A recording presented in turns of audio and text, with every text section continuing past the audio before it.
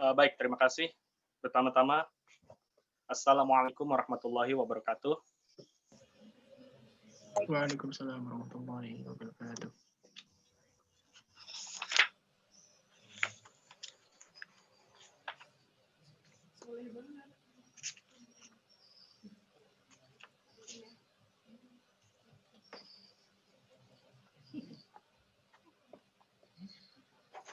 A'udzu billahi minasy syaithanir rajim. Bismillahirrahmanirrahim. Laqad kana lakum fi Rasulillahi uswatun hasanatun liman kana yarjullaha wal yaumal akhir wa dzakarallaha katsira. Shadaqallahul azim. Artinya, sungguh telah ada pada diri Rasulullah itu suri tauladan yang baik bagimu, yaitu bagi orang yang mengharap rahmat Allah dan kedatangan hari kiamat dan yang banyak mengingat Allah. Shadaqallahul azim wa shadaqa rasuluhun nabiyul karim walhamdulillahirabbil alamin. Wassalamualaikum warahmatullahi wabarakatuh. Waalaikumsalam warahmatullahi Baik, terima wabarakatuh. kasih untuk Haris Fadilatullah Faisa. Selanjutnya kita akan langsung masuk ke inti acara, yaitu ceramah oleh Ustadz Deden Lukman.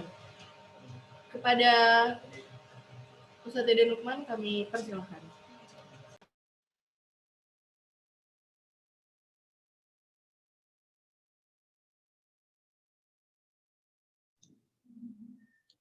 Assalamualaikum warahmatullahi wabarakatuh. Waalaikumsalam warahmatullahi wabarakatuh. Alhamdulillahirabbil alamin. Alhamdulillahilladzi arsala rasulahu bil huda wa dinil mubin liyuzhirahu 'ala ad-dini kullihi wa kafa billahi syahida. Asyhadu an la ilaha illallah wa asyhadu anna Muhammadan abduhu wa rasuluh la nabiyya ba'dah. Allahumma salli wa sallim wa barik ala sayyidina Muhammadin wa ala alihi wa sahbihi wa man tabi'ahu bi ihsanin ila yaumiddin, amma ba'du. Yang kami hormati Kepala Sekolah SMA Negeri 2 Sangatta Utara, Ibu Tati. Yang kami hormati jajaran Bapak Ibu guru sekalian, yang Bapak banggakan, Bapak cintai, anak-anakku sekalian, siswa-siswi SMA Negeri 2 Sangatta Utara, utamanya kepada host kita, Aulia, yang selalu oke, dan juga kepada anak-anakku yang lainnya, Raihan, yang sudah menghubungi Bapak. Mudah-mudahan kita semuanya ada dalam keadaan sehat walafiat dan semuanya senantiasa menjadi umat Rasulullah Nabi kita Muhammad SAW. Amin ya rabbal alamin. Segala puji, puja dan syukur sama-sama kita panjatkan kehadirat Allah Subhanahu wa taala. Salawat dan salam tercurah terlimpah selalu untuk baginda Rasulullah Nabi kita Muhammad SAW, untuk keluarganya, para sahabatnya, dan umatnya yang istiqamah di jalannya. Mudah-mudahan termasuk kita semua, Bapak, Ibu guru, anak-anakku semuanya adalah umat Rasulullah yang mencintai beliau dan insya Allah bersama-sama beliau di surga nanti. Amin ya rabbal alamin. Bagaimana ini? Cek dulu soundnya, kedengaran jelas kira-kira, anak-anak? Siap dengar Pak. Alhamdulillah. Ini sengaja Bapak kasih sound di belakang ya, biar sedikit ada variasi. Ada suara-suara gemercik air gitu ya. Ada suara-suara burung, biar ada variasi. Baik, marilah Bapak Ibu dan anak-anak sekalian, kita awali peringatan Maulid kita ini sama-sama dengan doa dulu. Kita bacakan surah Al-Fatihah untuk diri kita, untuk orang tua kita, untuk keluarga kita, untuk sekolah yang kita cintai, dan untuk umat Islam dimanapun berada, agar senantiasa dalam ridho Allah dilindungi dari segala mara bahaya, termasuk mudah-mudahan Allah segera angkat, hilangkan wabah COVID-19 yang sama-sama sudah lama kita rasakan ini. Mari anak-anakku sekalian, Bapak Ibu, sama-sama kita bacakan dulu Ummul Furqan, ala hadiniyah wa ala kulli niyah as-salihah. Al-Fatihah. A'udzubillahi minasyaitonirrajim. Bismillahirrahmanirrahim. Alhamdulillahirabbil alamin. Rahmanirrahim. Maliki yaumiddin. Iyyaka na'budu wa iyyaka nasta'in. Ihdinas siratal mustaqim, siratal ladzina an'amta 'alaihim ghairil maghdubi 'alaihim waladdallin. Amin ya Allah ya rabbal alamin. Selanjutnya, Bapak Ibu dan anak-anakku sekalian, marilah dalam rangka kita memperingati Maulid kelahiran Rasulullah, kita ungkapkan rasa cinta dan sayang kita kepada Nabi kita. Sejenak Bapak mengajak sama-sama kita sholawatan dulu, ya. Sholawat yang sederhana, bukti cinta dan sayang kita kepada Nabi kita Muhammad SAW. Salatullah, salamullah, ala Taha Rasulillah. Salatullah, salamullah, ala Yasin Habibillah. Tawassalna bismillah wa bil hadi Rasulillah wa kullil jahidillah ahlil badri ya Allah bi ahlil badri ya Allah. Allahumma salli ala Sayyidina Muhammad. Allahumma salli wa sallim wa barik alaihi wa ala alihi. Baik, Bapak Ibu, anak-anakku sekalian yang Bapak hormati, Bapak sayangi, alhamdulillah pada kesempatan ini atas izin Allah Bapak bisa bertatap muka walaupun via Zoom dengan semuanya. Mudah-mudahan semuanya ada dalam keadaan sehat walafiat dan kita semuanya makin bertambah iman kita, dikuatkan ketakwaan kita oleh Allah Subhanahu wa taala. Insyaallah amanah yang diberikan panitia kepada Bapak adalah untuk sama-sama kita mempelajari, mengkaji dan mendalami sirah Rasulullah, bagaimana riwayat kehidupan Nabi kita Muhammad SAW. Kalau bisa dikaitkan dengan kondisi kita kekinian, yaitu kondisi wabah COVID-19. Bapak, Ibu, dan anak-anakku sekalian, Bapak awali dari satu pertanyaan, bahwa kita semuanya pasti ingin bahagia, kan? Ingin sukses, ingin bahagia hidup di dunia ini, apalagi nanti di akhirat. Jangan sampai kita di dunia susah, di akhirat juga susah. Kita ingin di dunia ini tenang, tentram, bahagia, apalagi nanti di akhirat yang penuh, yang pasti abadi selama-lamanya, sangat ingin kita bahagia. Nah, bagaimana caranya? Salah satu cara yang mungkin paling simpel untuk kita bisa meraih kesuksesan dan kebahagiaan adalah dengan melihat dan mencontoh orang yang bahagia. Melihat dan meniru orang yang sukses. Misalkan kami selaku guru ingin melihat ada teman kami yang juga sukses sebagai gurunya. Nah, tentu kami ingin juga sesukses dia, bahkan lebih. Caranya gimana? Cari tahu apa kira-kira resepnya, tips dan triksnya sehingga dia bisa sesukses itu. Anak-anakku juga sama kan.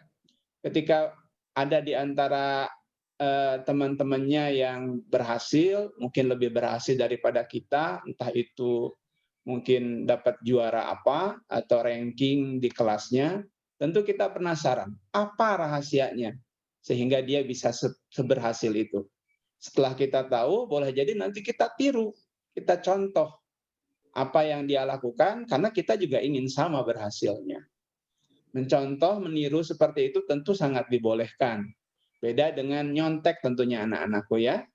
Kalau nyontek tentu tidak boleh. Tapi kalau nyontek dalam arti meniru kebaikan orang, itu sangat dibolehkan.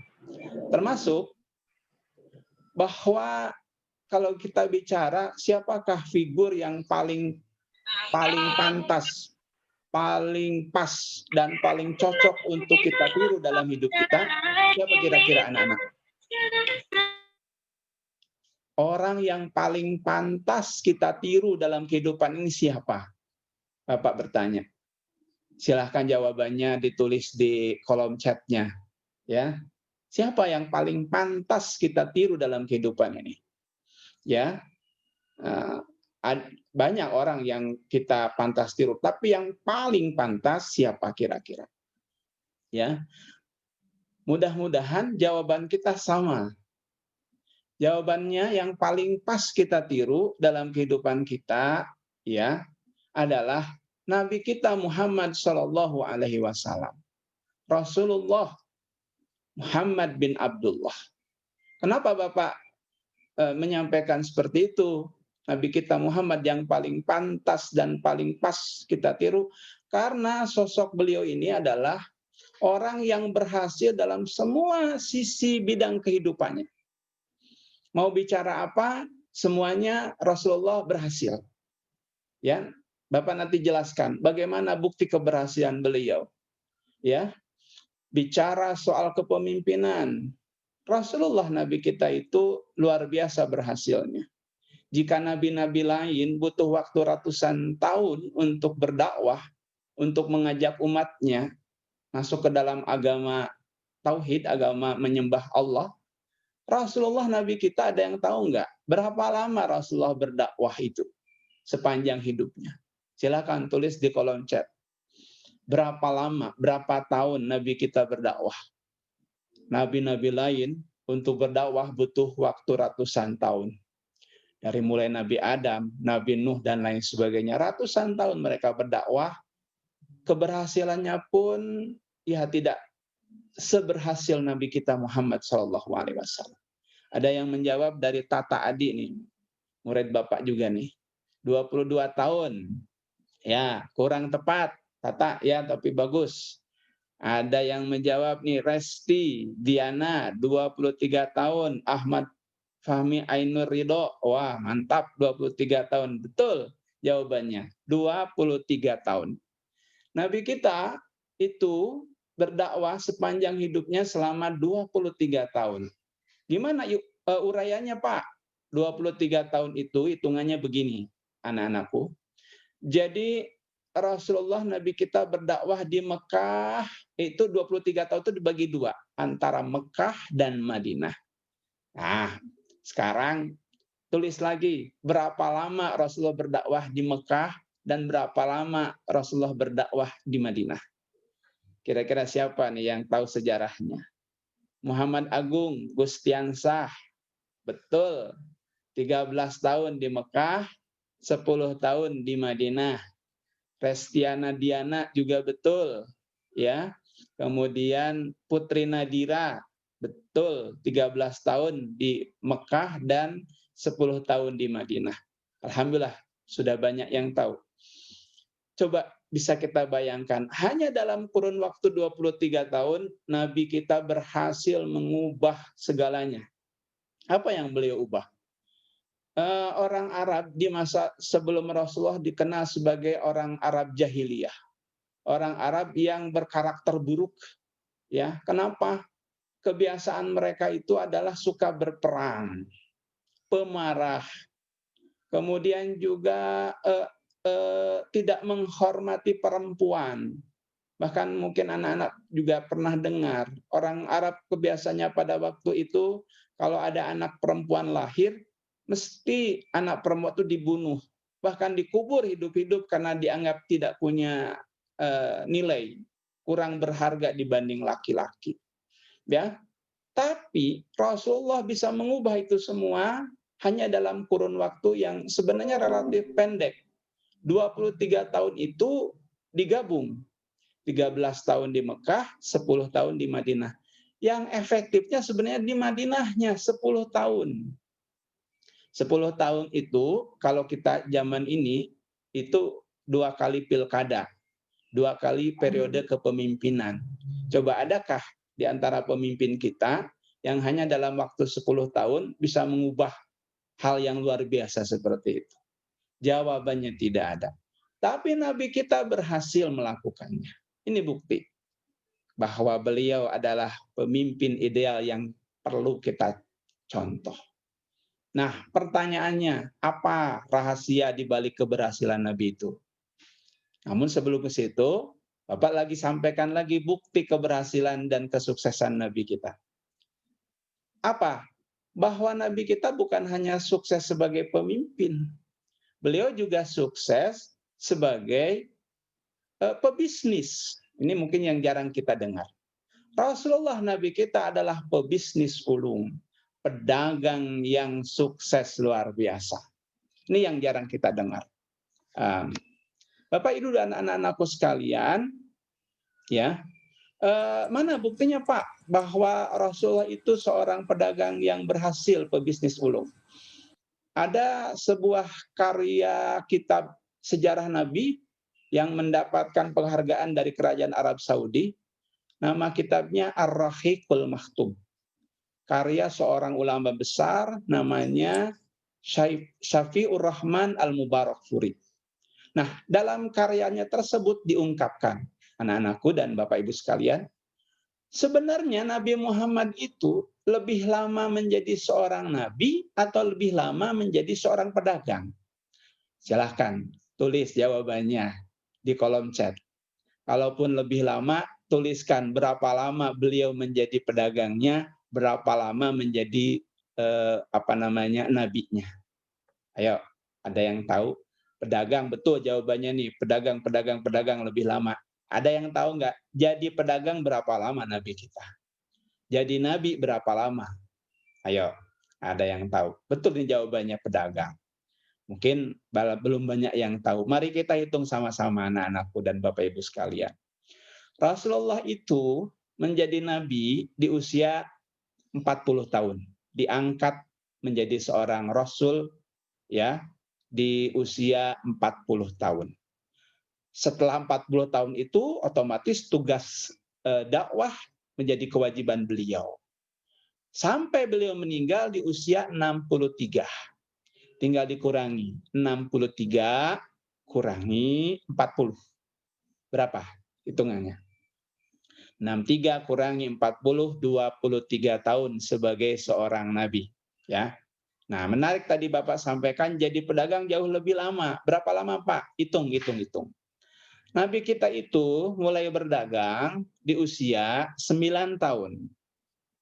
Dan berhenti berdagang ketika beliau diangkat sebagai nabi. Tinggal dihitung. 40 kurangi 9. Berapa? 31 tahun. Wah, pintar semua karena baru dijelaskan, ya. Nah, jadi jelas sebagai seorang pedagang beliau lebih lama. Dan juga ilmunya tadi. Kenapa beliau lama menjadi pedagang? Karena ketika sudah berprofesi sebagai nabi, beliau tinggalkan urusan dagangnya itu, fokus kepada urusan memimpin umat. Yang menarik adalah anak-anakku dan Bapak Ibu sekalian, bagaimana karir pedagang Rasulullah. Syekh Syafi'ur Rahman Al-Mubarakfuri mengungkapkan bahwa Nabi Muhammad itu usia 9 tahun sudah mulai berdagang menemani pamannya. Abu Thalib. Ya.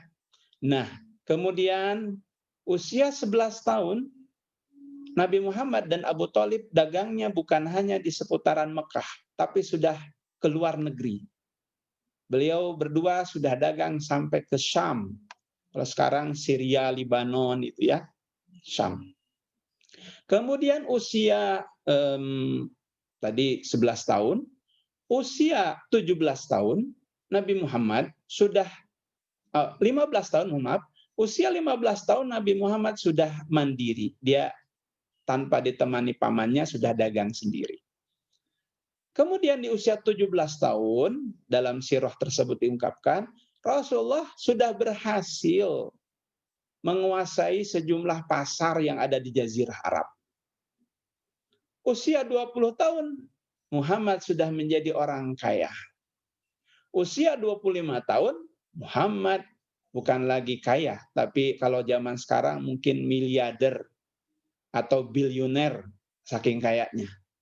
Apa buktinya? Buktinya adalah di usia 25 tahun, beliau melamar calon istrinya waktu itu, Siti Khadijah, dengan mas kawin yang luar biasa banyak dan mahal. Ada yang tahu apa mas kawin Rasulullah ketika mau melamar istrinya, Khadijah? Berapa banyak dan apa barangnya? Silakan tulis di komen. Ya. Nah, yang jawabannya betul nanti barangkali panitia bisa nyiapin hadiah nih. Kalau dari Bapak, hadiahnya adalah Bapak doakan mudah-mudahan jadi anak soleh dan masuk surga, ya, membanggakan orang tuanya. Unta merah, wah, Sandi, betul. 20 unta, Rizal Andrian, betul. 20 unta, Dedi Noval, wah mantap ini berarti suka baca nih, ya. Jadi betul sekali ada banyak versi terkait dengan ini. Tapi yang masyhur, yang paling populer adalah ini. Ishruna bukrah, 20 unta merah. Unta merah itu unta terbaik di zaman itu. Kalau mobil sekarang mungkin mobil limosin atau Ferrari, ya. Nah, kalau dirupiahkan, konon satu untanya saja itu harganya minimal 50 juta rupiah. Sehingga kalau 20 unta Nabi berikan kepada Khadijah, tinggal kali. 20 kali 50 juta sama dengan 1 miliar rupiah mas kawin Rasulullah kepada Khadijah. Bandingkan dengan mas kawin bapak ibumu, ya, atau mas kawin bapak sendiri dulu saat menikah. Insya Allah jauh, ya. Mas kawinnya kalau bapak ibu dan bapak juga seperangkat alat sholat dibayar nyicil 3 bulan, ya. Kalau Nabi kita itu mas kawinnya adalah itu tadi 20 unta. Masya Allah. Dan itu menunjukkan bahwa Nabi itu orang yang kaya raya pada waktu itu. Mustahil beliau bisa memberikan harta sebanyak itu kalau beliau miskin. Dan kekayaannya itu bukan karena beliau Nabi, tapi karena kerja kerasnya. Nah, yang harus jadi pertanyaan dan juga pelajaran buat kita, anak-anakku dan Bapak Ibu sekalian, apa rahasia di balik kesuksesan Nabi itu dalam berdagang? Apa? Ya, tadi apa rahasia di balik kesuksesan beliau dalam memimpin? Yang kedua, apa rahasia di balik keberhasilan beliau dalam berbisnis berdagang? Nanti jawabannya di belakang Bapak akan jelaskan. Satu lagi, biasanya Bapak Ibu dan anak-anakku sekalian, ada orang yang sukses bisnisnya, tapi bermasalah dalam rumah tangganya, gitu kan? Ada juga yang berhasil dalam rumah tangganya, tapi tidak terlalu bagus karirnya. Ada juga dia sukses sebagai politikus, pemimpin, tapi bermasalah dalam rumah tangganya. Nabi kita ini komplit, sempurna. Dia sukses dalam memimpin, sukses sebagai pebisnis, sukses juga dalam rumah tangganya. Apa buktinya, Pak? Kesuksesan Rasulullah dalam rumah tangganya. Anak-anakku sekalian dan Bapak Ibu yang saya hormati, Nabi kita Nabi Muhammad SAW itu menikah dengan Siti Khadijah dalam kurun waktu yang panjang. Ada yang tahu berapa lama pernikahan Nabi dengan Khadijah Al-Kubra. Dan ini pasangan yang setia sampai ajal menjemput. Nabi kita mengajarkan ini sebenarnya, monogami, bukan poligami. Mengajarkan menikah dengan satu pasangan sampai meninggalnya, yaitu Khadijah. Ada yang tahu berapa lama Rasulullah menikahi Khadijah? Silahkan ditulis. Wah, Andi Aflah, 25 tahun betul. Zaki Jopanka, 25 tahun. Resti Diana, wah pintar-pintar memang semada gitu loh ya. Nah, mantap. 25 tahun mereka menikah. Hitungannya gimana Pak? Rasulullah menikah di usia 25. Khadijah usianya sudah lumayan, 45. Jadi nikah sama yang lebih dewasa bukan hal yang tabu ya, sudah diberi contoh. Tapi mohon maaf, Khadijah adalah wanita yang kaya raya, wanita yang luar biasa kekayaannya. Dia tertarik dengan Rasulullah bukan karena hartanya. Rasulullah pun tertarik dengan Khadijah bukan karena hartanya. Ya, 25 tahun mereka menikah betul. Sampai kemudian Khadijah wafat. Usia Nabi ada yang tahu berapa? Tinggal nambahi 25, menikah, tambah 25, sama dengan 50 tahun. Rasulullah umurnya 50, istrinya meninggal. Nah, setelah itu Rasulullah tidak langsung menikah. Jadi mohon maaf, beda dengan mohon maaf mungkin banyak ya bapak-bapak yang istrinya kemarin meninggal, hari ini sudah nikah lagi gitu. Atau juga ibu-ibu bisa jadi gitu kan. Rasulullah itu meninggal istrinya, baru setahun berikutnya beliau menikah lagi. Itu pun dijodohkan oleh sahabat-sahabatnya. Siapa yang beliau nikahi? Yang beliau nikahi, mohon maaf, bukan gadis-gadis cantik, bukan wanita-wanita yang muda, bukan. Yang beliau nikahi adalah janda-janda tua rata-rata. Jadi Syekh Muhammad Hussein Haikal dalam bukunya Hayatul Muhammad mengungkapkan ada dua versi terkait dengan jumlah istri Rasulullah. Ada yang menyebut bahwa istri Rasulullah itu ada 11. Tapi juga ada yang menyebut istri Rasulullah itu 12. Kok beda Pak? Perbedaannya ada di satu nama. Siapa dia? Ada di nama salah satu wanita yang bernama Maryah Al-Qibtiyah. Maryam dari Mesir. Tadinya dia beragama Koptik, Kristen Koptik gitu. Nah, itu dulu daerahnya ditaklukkan oleh Rasulullah. Kemudian wanita ini dihadiahkan sebagai budak kepada Nabi Muhammad. Pada waktu itu perbudakan masih terjadi. Sehingga yang mengatakan 11 tidak memasukkan Maryah ini sebagai istrinya. Tapi yang mengatakan 12, mereka memasukkan Maryah ini sebagai istri Rasulullah. Tapi yang lebih penting adalah, walaupun Nabi itu punya banyak istri, tapi beliau berhasil untuk kemudian membimbing istri-istrinya. Sejarah mencatat tidak satupun dari istri Rasulullah yang 12 itu yang menggugat cerai, yang tidak bahagia hidupnya, yang minta pisah dari Nabi. Bahkan ketika Rasulullah wafat pun 11 istrinya itu tidak ada yang menikah lagi. Semuanya menemani Rasulullah sampai akhir hayatnya. Allahu Akbar. Nah, apa yang Bapak ingin maksudkan? Apa rahasia di balik keberhasilan Nabi dalam memimpin rumah tangganya? Apa kira-kira tips dan apa kira-kira kiat yang bisa kita ambil dari kesuksesan Rasulullah itu? Kalau bicara kiatnya pasti banyak. Tapi mohon izin Bapak sampaikan 3 saja. Ini bukan kampanye ya anak-anak. Memang kebetulan saja. 3 kesimpulan ataupun 3 kiat, 3 kunci keberhasilan Rasulullah SAW yang mudah-mudahan kita bisa contoh dan praktekkan dalam kehidupan kita. Kalau mau dicatat silahkan.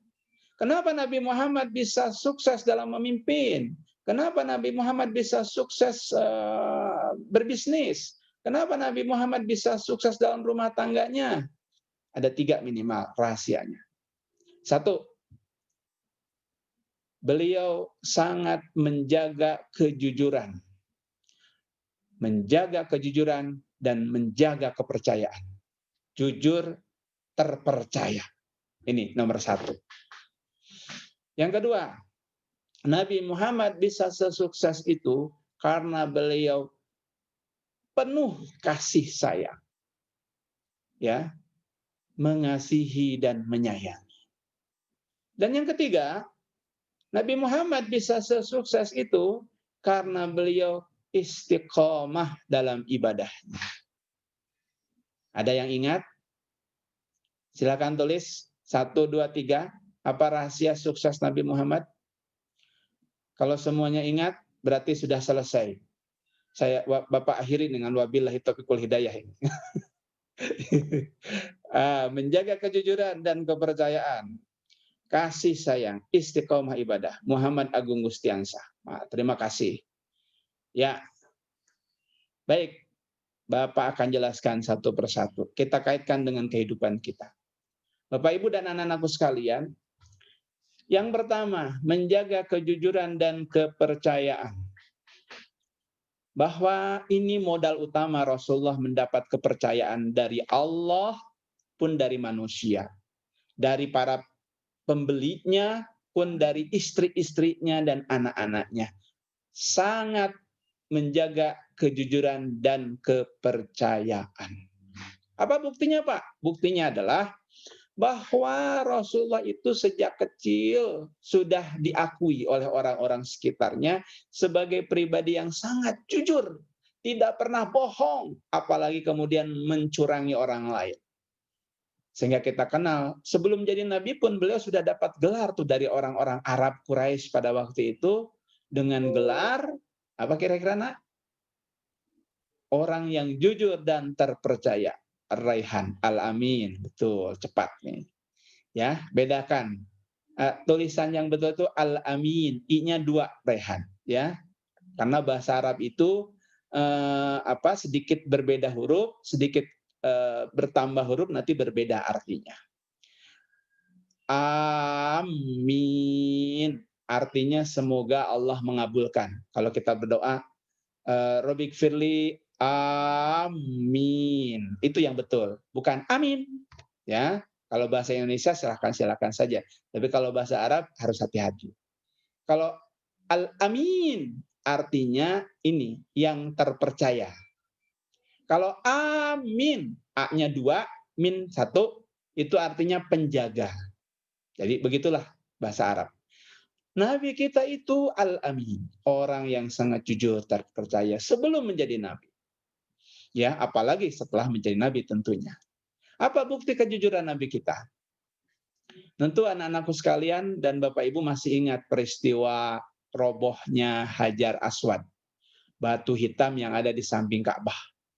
Itu batu sudah beberapa kali jatuh, bahkan pernah pecah karena banjir, karena beberapa peristiwa bencana lainnya. Nah, satu ketika batu itu jatuh dari tempatnya. Ya, orang-orang Arab pada waktu itu rebutan untuk mengembalikan batu tersebut. Dalam keyakinan mereka, hanya orang yang paling mulia lah yang berhak memindahkan batu itu. Dan para pemimpin Arab pada waktu itu tidak ada yang mau ngalah, semuanya memaksakan kehendak ingin dia yang kemudian memindahkan. Sampai hampir saja mereka berperang karena itu. Namun akhirnya mereka kemudian bermusyawarah.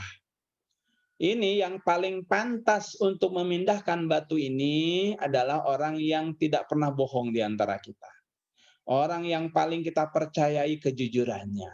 Dan itu tiada lain dan tiada bukan yang paling jujur, yang tidak pernah bohong di antara kita adalah tuh pemuda yang namanya Muhammad, anaknya Abdullah itu.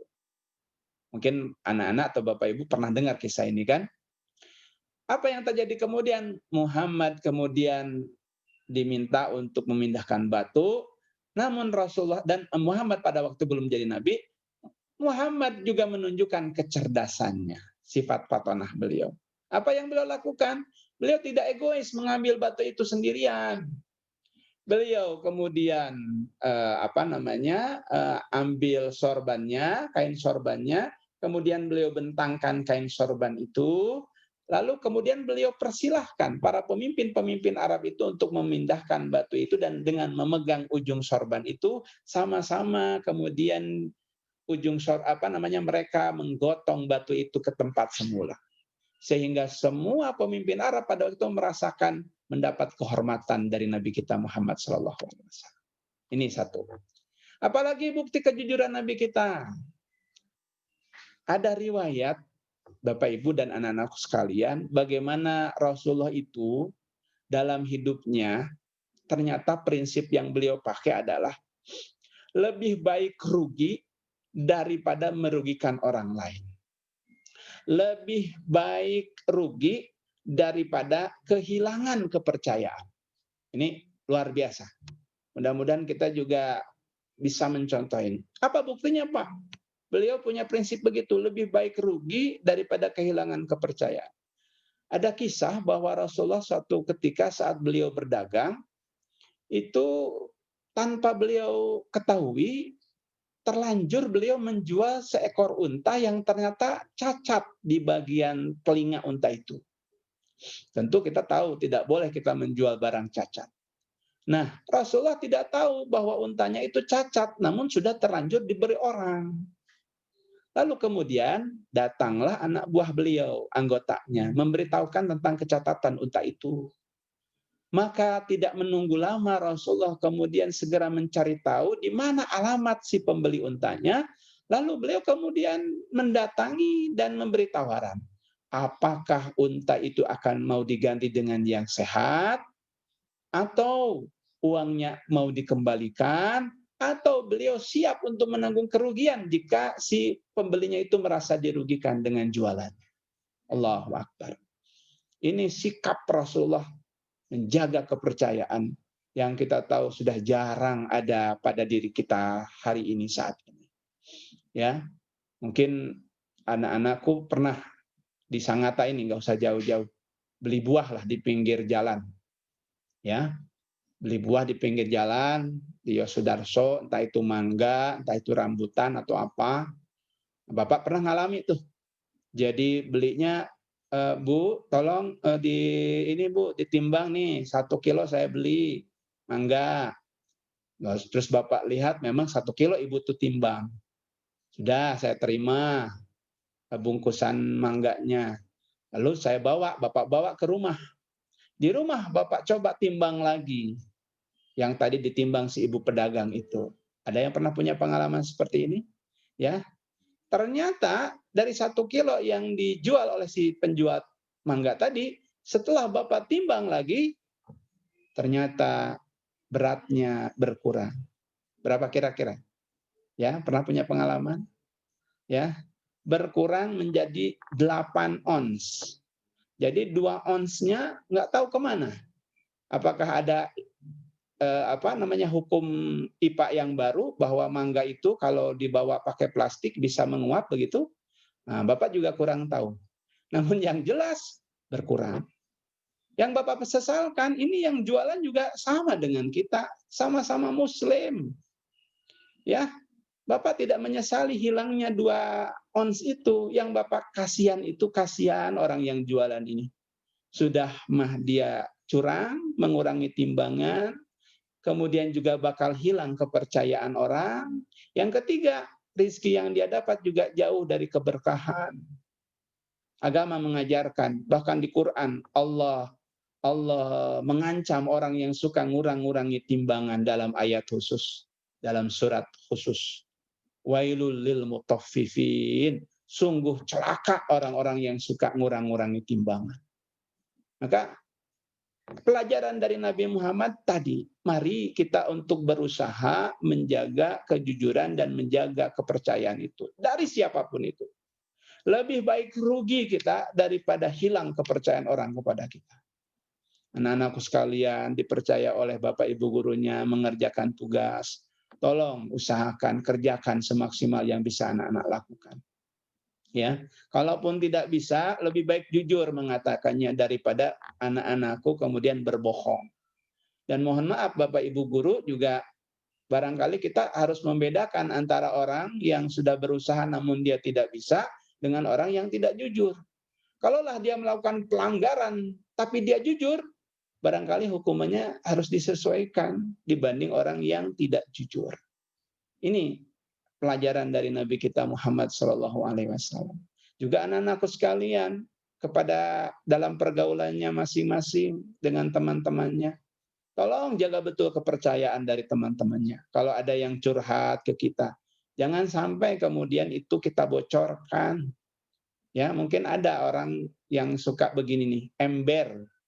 Sebenarnya dikasih curhatan, dikasih rahasia, tidak dia jaga, malah nantinya jadi senjata untuk menjatuhkan.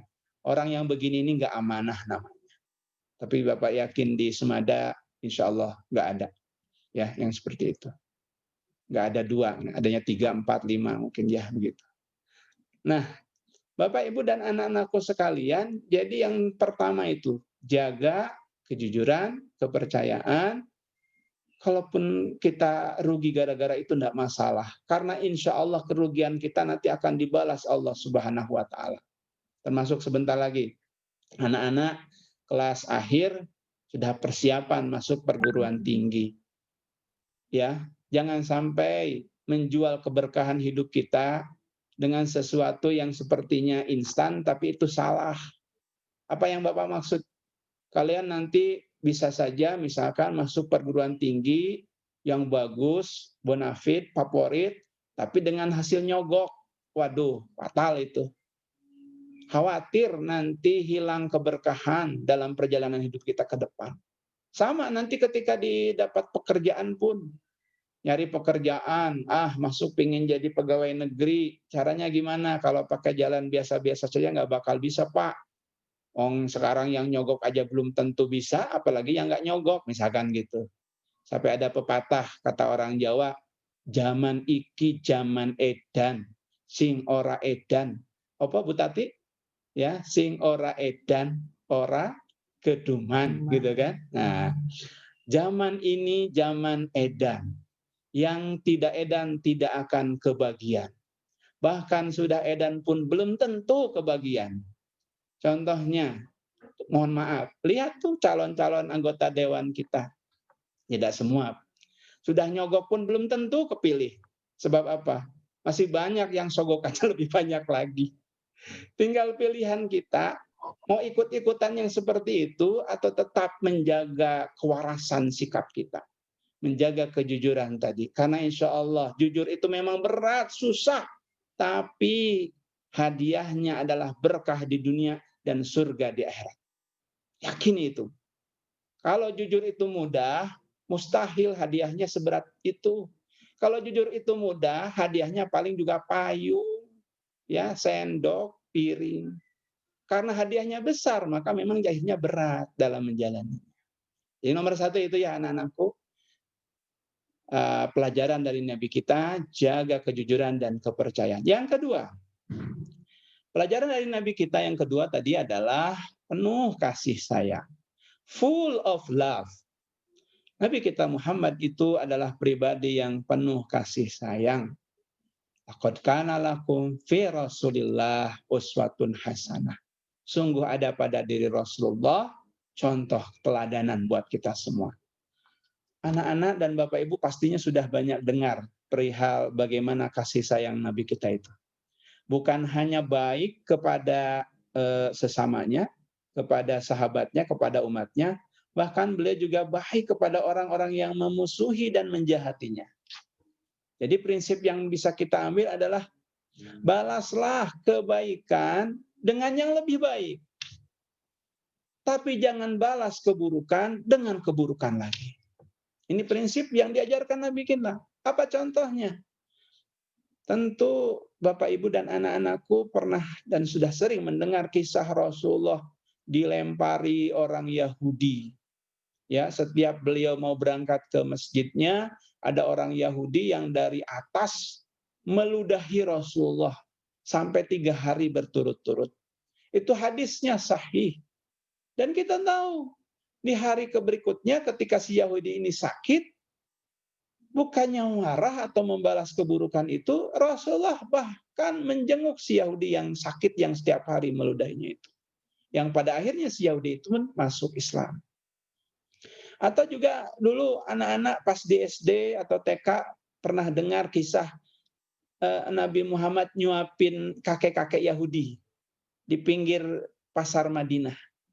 Bapak sering menceritakan ini, ya. Ada seorang kakek Yahudi yang begitu benci kepada Nabi, ya. Kakek ini buta, kerjaannya pengemis, dia ngemis di pinggir pasar. Dia kemudian meminta bantuan orang-orang sekitar, tapi tidak ada yang mau nolong. Datanglah Nabi kita membawa kurma. Lalu kakek itu dibantu. Kakek itu bilang, terima kasih Tuan.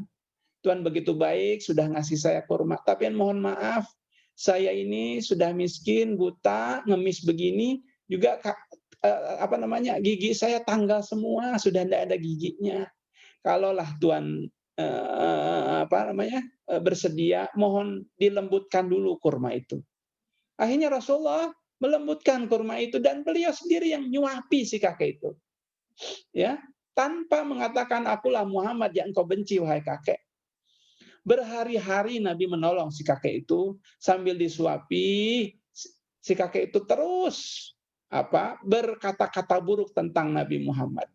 Berkomentar negatif. Wah, Muhammad itu penyihir, Muhammad itu jahat, Muhammad itu orang yang sesat dan seterusnya.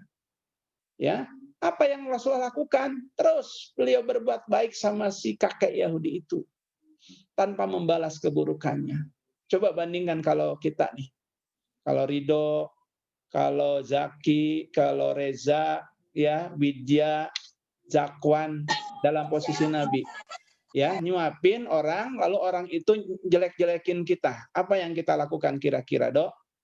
Ya, sama, kita juga terus nyuapin, tapi barangkali sebelum disuapin kita campur dulu makanannya dengan racun kah, atau kalau pakai sendok, mungkin sendoknya sekalian kita masukin ke mulutnya, begitu ya.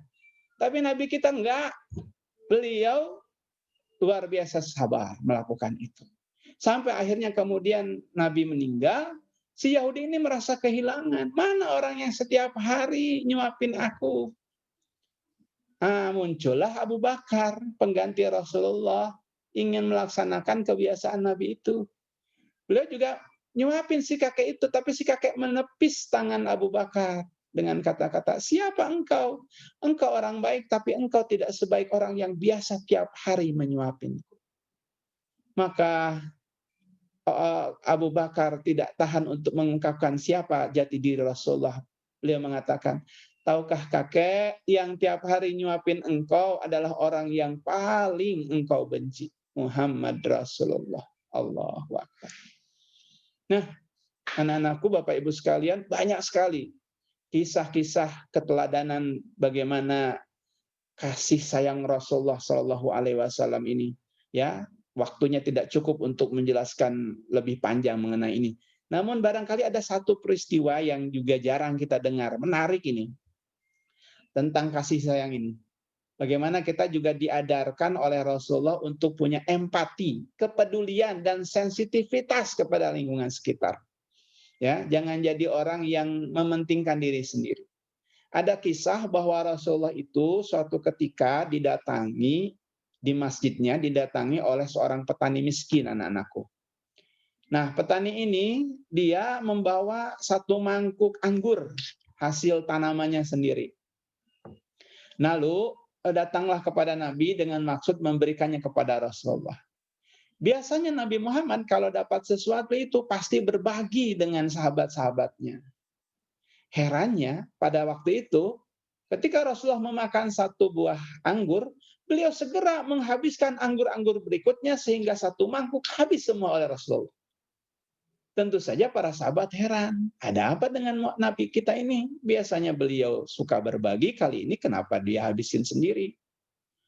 Rasulullah kemudian apa? Melihat bahwa Si petani miskin ini senang karena semua anggurnya dimakan Nabi. Petani ini kemudian pamit. Setelah keluar dari masjidnya, Rasulullah kemudian berbicara kepada sahabat-sahabatnya. Sahabat-sahabatku, aku tahu kalian pasti bertanya-tanya, kenapa aku tidak berbagi anggur tadi kepada kalian? Ketahuilah sahabat-sahabatku, kata Nabi, sesungguhnya anggur tadi yang kumakan, semuanya itu kecut dan masam.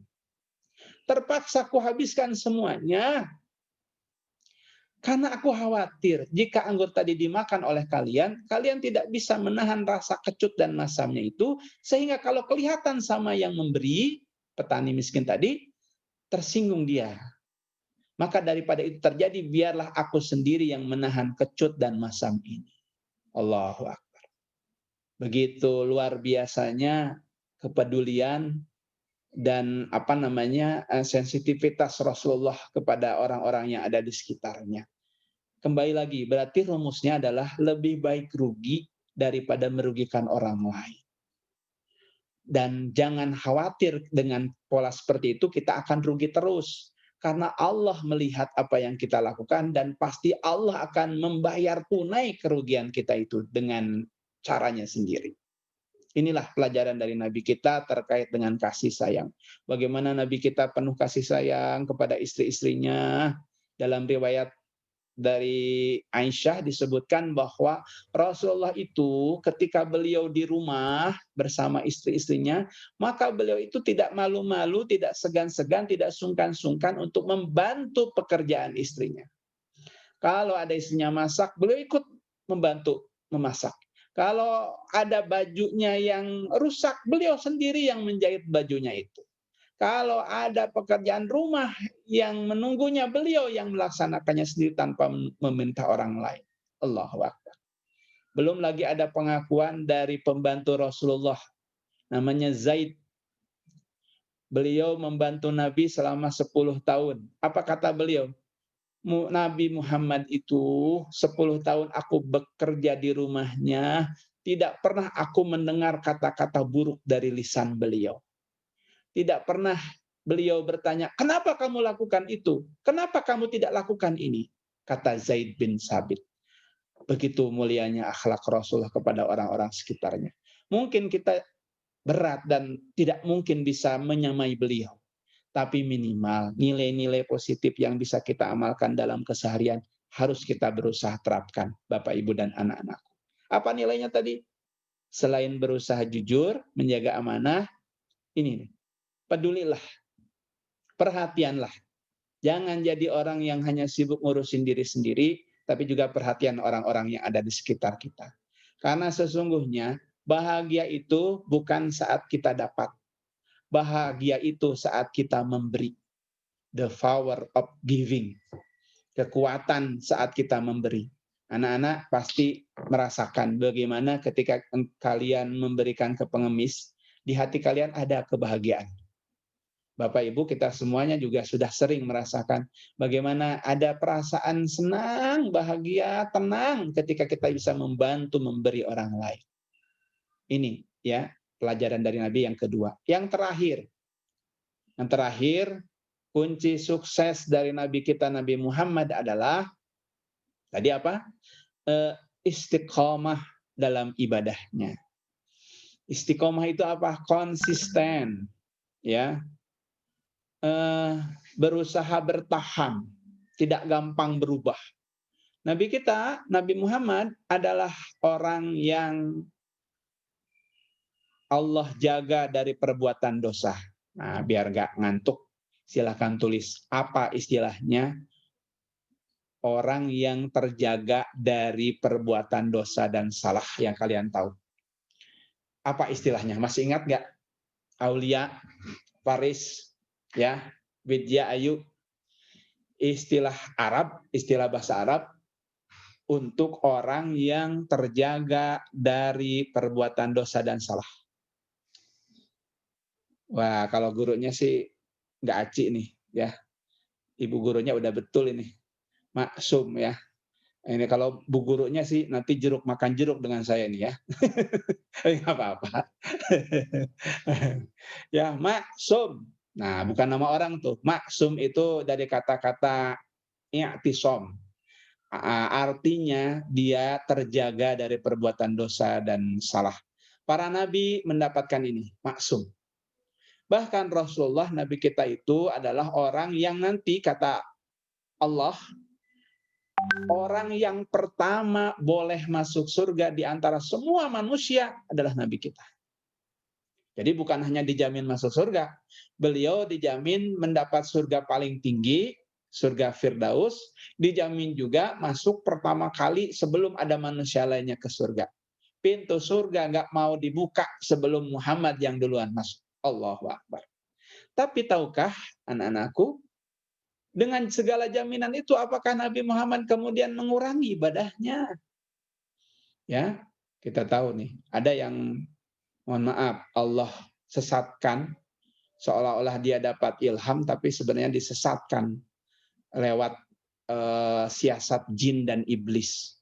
Ada orang yang mungkin dia beribadah atau zikir panjang sekian ribu kali atau bertapa di mana lalu dapat wangsit apa pangsit ya, dapat wangsit, dapat petunjuk katanya bahwa dalam mimpinya didatangi oleh makhluk yang serba putih yang mengatakan sungguh ibadahmu sudah diterima semuanya oleh Allah. Jadi mulai besok kamu nggak usah ibadah lagi karena surga sudah engkau dapatkan. Ada yang begitu itu.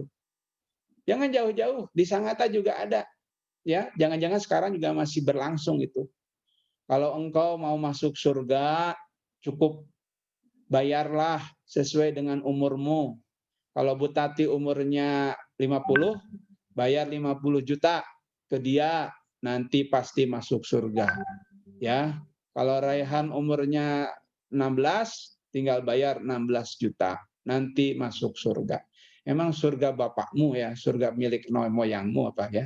Yang begini ini nauzubillah, sesat dan menyesatkan. Rasulullah itu maksum, terjaga dari dosa dan kesalahan, dipastikan masuk surga, tapi beliau tetap ibadah, tetap sholat sampai akhir hayatnya. Tidak ada kata berhenti ibadahnya.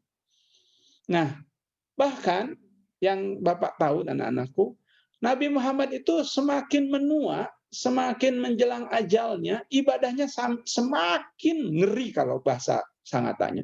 Semakin dahsyat luar biasa. Mungkin kita semua pernah dengar hadis dari Siti Aisyah yang mengatakan pagi-pagi beliau melihat bahwa Nabi Muhammad itu kakinya bengkak-bengkak dan pecah-pecah telapak kakinya. Pernah dengarkan hadis itu? Ya, bengkak-bengkak, betisnya pecah telapak kakinya.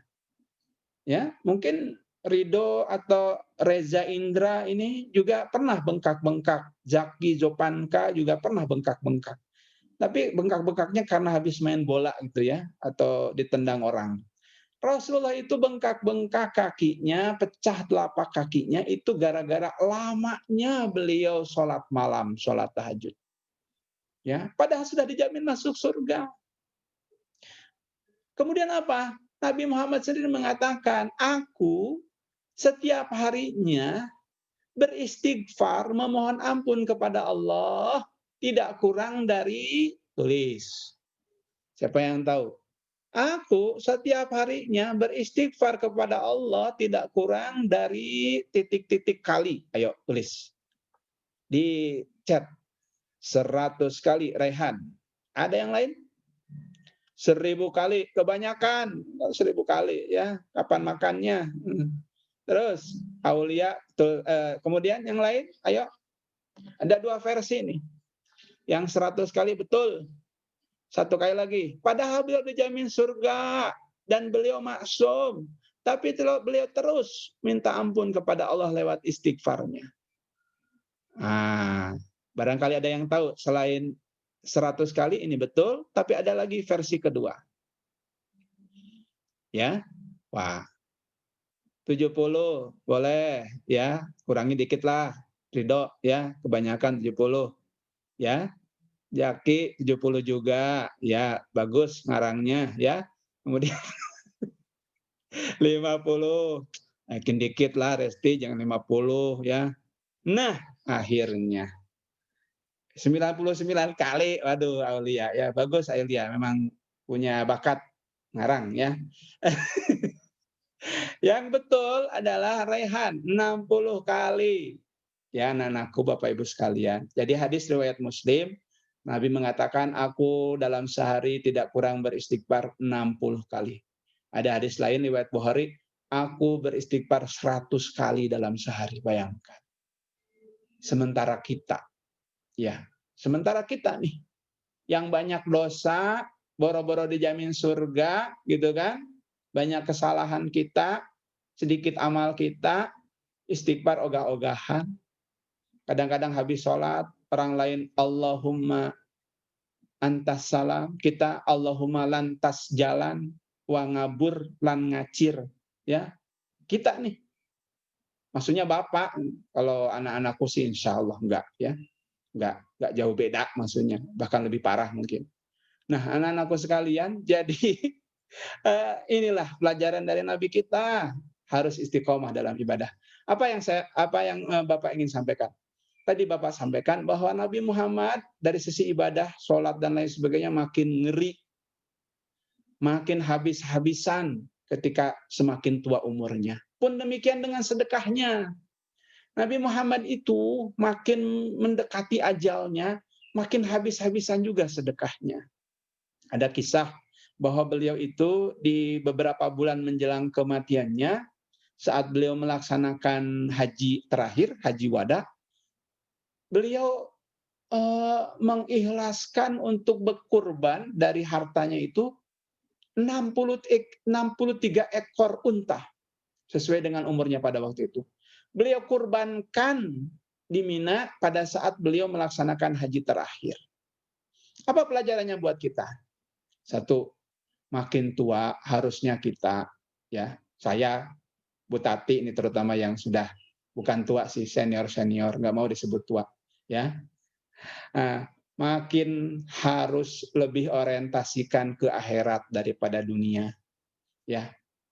Anak-anak silahkan, tapi kembali harus sama-sama kita saling mengingatkan, dunia penting, tapi akhirat jauh lebih penting. Ngejar dunia terus, siap-siap lupa akhirat. Tapi kalau ngejar akhirat, insya Allah dunia juga dapat. Itu Bapak sangat yakin. Al-Quran juga mengajarkan begitu. Tanamlah padi. Kita nanam padi ini di sawah. Insya Allah, selain nanti panen padi, rumput juga akan tumbuh. Sehingga kita juga bisa panen rumput. Lumayan buat makanan kambing. Tapi siapa yang nanam rumput, kira-kira bisa nggak dia panen padi nantinya? Mustahil, nggak mungkin. Begitulah hidup. Kalau kita ngejar akhirat, seperti Nabi Muhammad, beliau kejar akhiratnya, beliau cari tuh kebahagiaan di akhirat. Dunia juga Allah muliakan buat beliau. Pun demikian kita, anak-anak, udah kelas berapa ini? Kelas 10, 11, 12 ya. Sudah bukan anak-anak lagi. Kalian sudah menjelang dewasa, lepas dari anak-anak. Tolong dijaga betul sholatnya. Karena hidup kita akan sangat tergantung sholat kita. Kalau mau tentram hidup, mau bahagia hidup, mau sukses hidup kita, perhatikan sholat kita. Karena apapun yang terjadi dengan diri kita akan sangat terpengaruh sholat kita. Apa maksudnya, Pak? Semakin kita berusaha untuk disiplin dalam sholat kita, semakin mudah segala urusan hidup. Para ulama mengatakan, jika hari ini hidupmu penuh masalah, maka perhatikan bagaimana sholatmu. Jangan-jangan engkau masih suka menunda-nunda sholatmu. Jika engkau tunda sholatmu, jangan salahkan Allah juga menunda rezekimu, menunda solusi untuk masalah hidupmu, menunda kebahagiaan, ketenangan di hatimu. Tapi jika engkau bersegera sholat, insya Allah segera juga Allah memberikan kebahagiaan, ketenangan, rezekinya, kemudahan dalam belajar dan sebagainya. Maka mudah-mudahan nih salah satu hikmah Maulid Nabi selain kita meningkat kecintaan kita, mari kita buktikan kecintaan kita kepada Nabi melalui pelaksanaan ibadah yang paling Nabi ingatkan kepada kita semua, yaitu sholat. Ya, mudah-mudahan Allah Subhanahu wa Ta'ala senantiasa memberikan hidayahnya kepada kita dan menjadikan kita semuanya umat Rasulullah yang setia kepadanya, husnul khotimah di akhir nanti, mendapat syafaat dari beliau dan bergabung bersama beliau di dalam surganya Allah nanti. Amin ya rabbal alamin. Nah, terakhir Bapak hanya ingin menyimpulkan saja, berarti judul bahasan kita, tema kita hari ini adalah 3 kiat sukses ala Rasulullah Muhammad Shallallahu Alaihi Wasallam. Bagaimana kita bisa sukses hidup dengan mencontoh 3 rahasia sukses Nabi. Apa saja 3 rahasia itu? 1, jaga kejujuran dan kepercayaan. 2, penuh kasih sayang. 3, istiqomah kita dalam ibadah kita. Ya, nah, mudah-mudahan bisa kita ingat dan bisa kita amalkan dalam kehidupan sehari-hari. Bapak sangat senang kalau setelah ini ada pertanyaan-pertanyaan dari anak-anakku atau barangkali juga dari Bapak Ibu guru. Mudah-mudahan Bapak bisa menjawabnya. Untuk sementara sekian dulu. Terima kasih atas perhatiannya.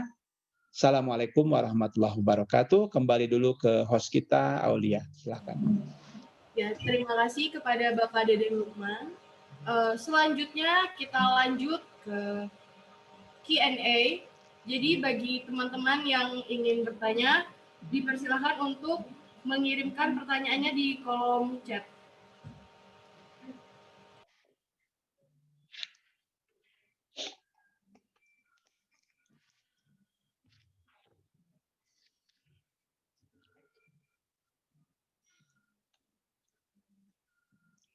Silakan kalau ada yang bertanya. Kalau nggak ada yang bertanya, berarti alhamdulillah semuanya sudah jelas. Ya, jadi tidak perlu ada pertanyaan. Ini sudah jelas apa tidak jelas sama sekali sehingga bingung mau nanya apa. Mudah-mudahan karena sudah jelas ya. Silakan. Boleh bertanya, Ustadz. Silakan. Ya, mana nih? Mohon maaf tidak nyalakan kamera. Oh iya. Gini Ustadz. Ya. Kita tahu ya kondisi hikmah daripada Maulid Nabi sekarang, Nabi kita Muhammad SAW, kita kaitkan dengan bentuk kecintaan kita gitu kepada Rasulullah gitu. Bagaimana seharusnya sikap kita melihat kondisi Nabi kita dihina seperti di Perancis? Ya. Nah, itu apa sikap kita nih sebagai yang ngaku katanya cinta sama Rasulullah gitu, kepengen kita dapat syafaatnya, tapi bagaimana sikap kita melihat kok Nabi kita sampai dihina-hina gitu, bahkan sampai saat ini kondisinya luar biasa, bahkan masjid di Prancis sudah ditutup gitu, gara-gara apa? Gara-gara ada oknum yang menghina Rasulullah gitu. Ya, itu apa sikap kita nih seharusnya Pak Ustadz? Makasih. Assalamualaikum warahmatullahi wabarakatuh. Waalaikumsalam warahmatullahi wabarakatuh. Yang bertanya siapa ya, Aulia? Iya. Yang bertanya barusan? Pertanyaan dari Ibu Indri, guru Ibu Indri ya? Oh, Ibu Indri ya ini. Baik, terima kasih Ibu Indri. Wah, ini pertanyaan yang saya tunggu-tunggu ini. Ya, pertanyaan yang bagus dikaitkan dengan kondisi kekinian. Jadi sebagaimana yang kita tahu beritanya anak-anak ya, bahwa kita umat Islam saat ini juga kembali diuji dengan kasus penghinaan terhadap Nabi kita di Prancis ya, terkait penggambaran Nabi Muhammad dalam karikatur di majalah Charlie Hebdo itu, yang kemudian itu seolah-olah dibenarkan oleh Presiden Prancis sendiri, Emmanuel Macron ya. Nah itu heboh sampai kemudian seluruh umat di dunia ini dari berbagai negara menyatakan protesnya, bahkan ada yang sampai memboikot produk-produk dari Prancis. Pertanyaannya, apa sikap kita terkait kejadian ini? Satu, ketika ada orang yang menghina Nabi, ya, siapapun dia, kita umat Islam wajib meresponnya. Apa yang harus kita respon? Satu, dalam hati kita wajib merasa tersinggung. Bahkan marah yang dibolehkan termasuk adalah marah ini. Marah ketika agama kita dihinakan. Termasuk tentu saja ketika Nabi kita dihinakan. Hanya marahnya ini tidak boleh kemudian kita lampiaskan dalam tindakan yang menyimpang dari aturan agama.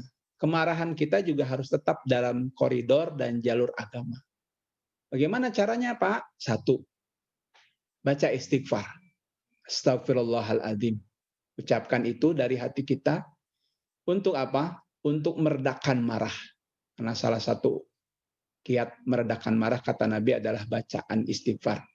Yang kedua, baca istighfar itu juga agar sikap kita itu tetap dalam bimbingan Allah. Kemarahan kita akan penghinaan Nabi tetap dalam bimbingan Allah, bukan kemudian kemarahan itu nanti disesatkan oleh setan. Karena paling dekat potensi kita untuk kemudian disesatkan setan adalah saat kita marah. Ya. Jadi satu, baca istighfar. Yang kedua, sikap kita, ini bukan hanya untuk kasus Prancis ya, misalkan di kita sendiri, ada siapalah teman yang non-muslim menghinakan Nabi dan lain sebagainya, apa yang harus kita lakukan? Yang kedua adalah menegurnya, mengingatkannya. Kalau kasus Prancis mungkin tidak mudah dan tidak mungkin kita negur ke sana kan. Menegurnya dengan baik-baik, mengingatkannya bahwa apa yang dilakukan itu salah. Kan ada teman kita tadi mengata-ngatai jelek tentang Nabi kita, diingatkan. Biar dia ngerti dan sadar. Hal ini adalah hal yang sensitif. Kemuliaan Nabi kita itu luar biasa. Bahkan para ulama menghukumi kalau ada orang Islam mau dia bercanda atau dia serius, dia sengaja menghina, mengolok-olokkan Nabi, maka itu termasuk dosa besar yang proses peradilannya nanti bisa dijatuhi hukuman mati orang ini. Kalau dia orang Islam, dia yang menghina Nabi, beragama Islam, maka sesungguhnya dia sudah murtad keluar dari keislaman. Itu ijma para ulama, ya, sesuai dengan ayat Al-Quran dan hadis-hadis Nabi. Ya, nah, jadi sikap kita satu, baca istighfar. Yang kedua, tegur. Teguran kita bisa langsung atau bisa dalam bentuk lain. Apa itu? Bisa dalam bentuk aksi unjuk rasa. Somasi, minta dia memberi penjelasan tentang penghinaannya itu. Atau mungkin juga dengan apa yang dilakukan sekarang, boikot produk.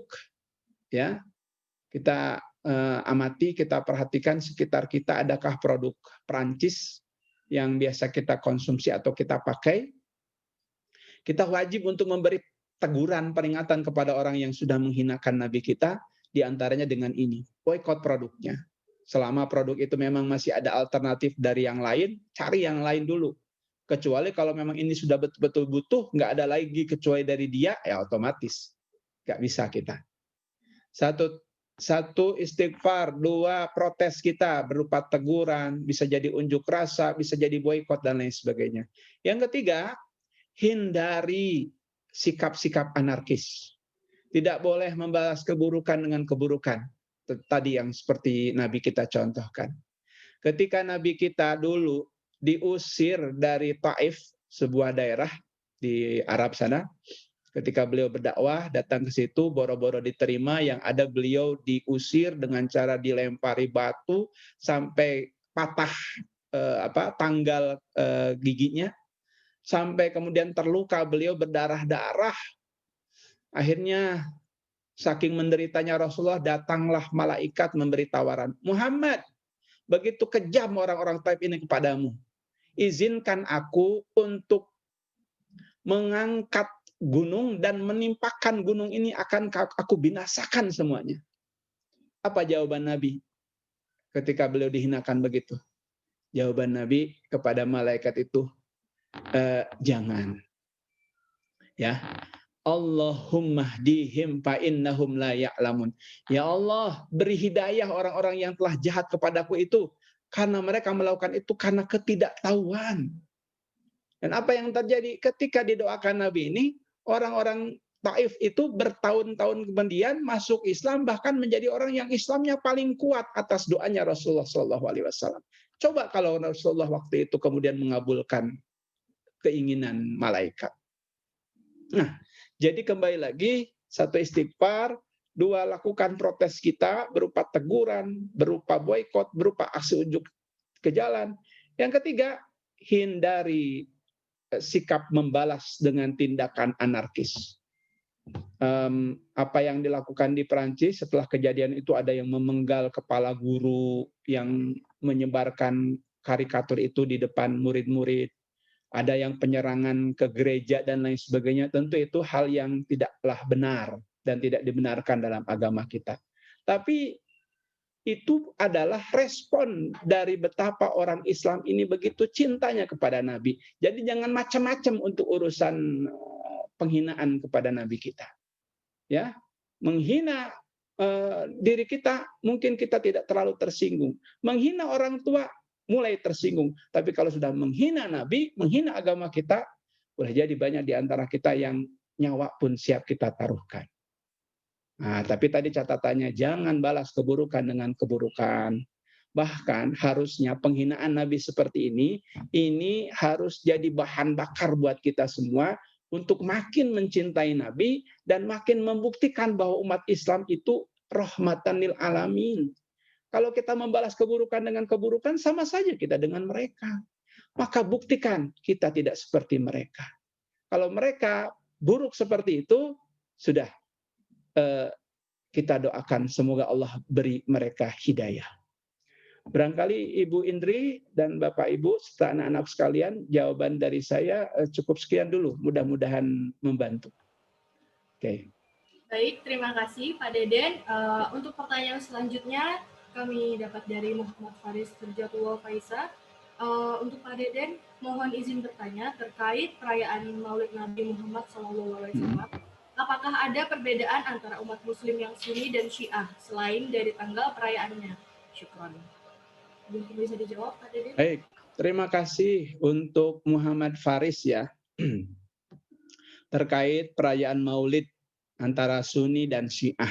Barangkali juga harus kita samakan pemahamannya, apa itu Sunni, apa itu Syiah, dan apa itu Maulid. Maulid atau Maulud artinya kelahiran. Kelahiran siapa? Kelahiran Nabi kita. Kelahiran Nabi itu bukan fiksi, bukan bohong, itu memang terjadi. Ya, itu memang nyata dan sudah diakui dalam kitab suci. Nah, terkait dengan peringatannya, memang ada perbedaan pendapat. Jangankan Sunni Syiah, di antara Sunni sendiri kita ini ada yang merayakan dan ada yang tidak. Ya, dan itu tidak perlu dipermasalahkan. Yang mau merayakan silahkan, yang tidak merayakan juga silahkan. Yang jelas wajib hukumnya kita mencintai Nabi. Gitu, saling menghargai. Bagaimana dengan Sunni Syiah? Sunni singkatan dari Ahlu Sunnah wal Jamaah. Orang yang mengikuti sunnah, ajaran Nabi, wal Jamaah, dan bersatu dalam satu kelompok. Kita ini orang Islam Indonesia ini orang Islam Sunni. Malaysia, Asia Tenggara, mayoritas Sunni. Tapi ada kelompok lain namanya Syiah. Syiah itu bahasa Arab sya'a yang artinya kelompok. Kelompok apa ini? Kelompok yang berbeda dengan Sunni. Ada beberapa perbedaan mereka. Sama dengan Sunni, Sunni juga banyak ragamnya ya. Di Syiah juga banyak ragamnya. Ada Syiah yang masih lurus, mirip-mirip dengan kita, tapi ada Syiah yang sudah menyimpang.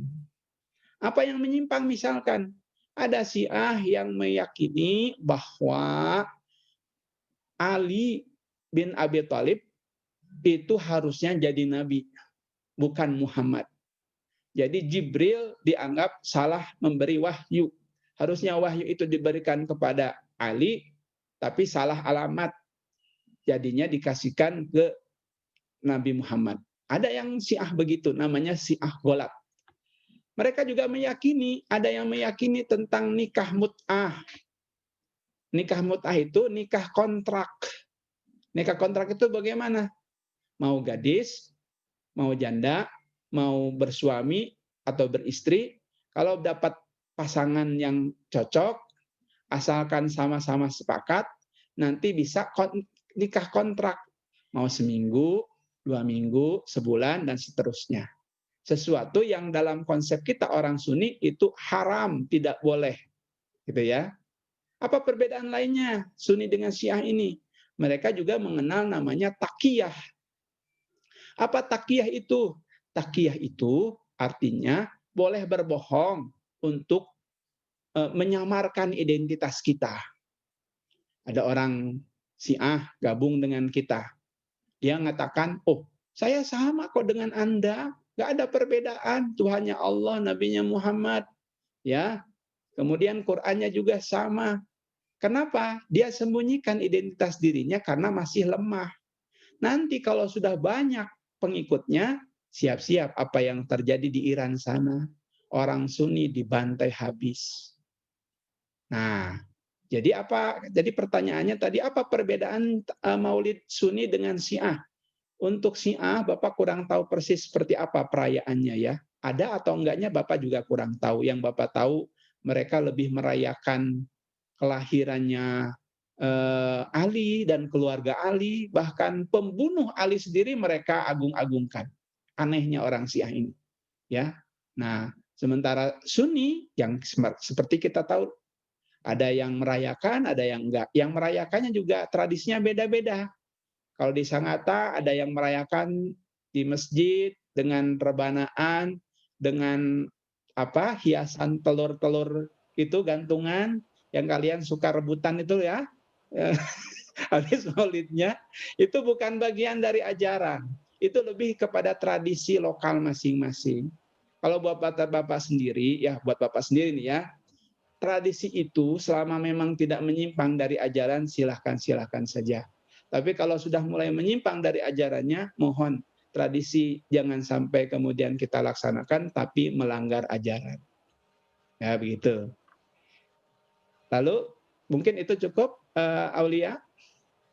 Baik, terima kasih Pak. Pertanyaan selanjutnya, kami memiliki 2 pertanyaan terakhir dari Muhammad Agung Gustiansyah dan Kak Siti Nurjana dari kelas 12 Maradai. Dari Agung dulu yang akan kami bacakan pertanyaannya. Mohon izin bertanya Ustadz, saya pernah mendengar bahwa maulid itu merupakan bid'ah. Tapi sebagian yang lain juga ada yang mengatakan bahwa maulid Nabi itu boleh-boleh saja. Jadi sebenarnya yang mana yang harus saya ikuti? Terima kasih Ustadz. Bagus, terima kasih untuk Agung Gustiansah ya. Murid Bapak yang rajin, ini insya Allah. Mudah-mudahan soleh terus sampai akhir nanti. Jadi Agung dan anak-anakku serta Bapak Ibu sekalian, pertanyaannya, maulid itu bid'ah atau bagaimana? Lalu kemudian mana yang harus saya ikuti? Tadi peringatan maulid memang itu menjadi kontroversi sejak dulu sampai sekarang, bahkan sampai hari kiamat nanti juga umat Islam ini tidak mungkin disatukan pendapatnya terkait memperingati maulid ini. Kenapa kontroversi itu terjadi? Karena pemahaman soal bid'ah tadi. Apa sih bid'ah itu? Bid'ah itu dari bahasa Arab bada'a, artinya memulai. Maksudnya apa? Sesuatu yang baru yang tidak ada di zaman Nabi maupun zaman sahabat. Nah, ada perbedaan ulama terkait sesuatu yang baru ini. Ada yang mengatakan sesuatu yang baru ini kalau memang tidak menyimpang dari Quran dan hadis, maka itu boleh-boleh saja.